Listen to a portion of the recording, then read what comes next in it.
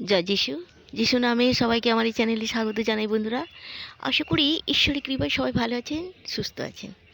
প্রভু যিশুর প্রেম, শান্তি, আনন্দ সবার জীবনে আশীর্বাদ হয়ে নেমে আসুক এই কামনা করি।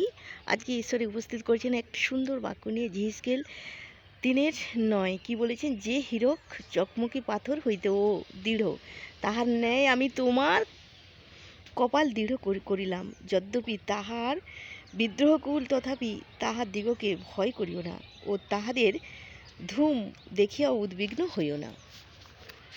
ঈশ্বর এখানে বলেছেন, ঈশ্বর বলেছেন যে হীরক চকমকি পাথরের চেয়েও দৃঢ়, সেইভাবেই তোমাদের চেয়ে, সেইভাবে তাদের চেয়েও তোমার কপাল দৃঢ় হবে, ও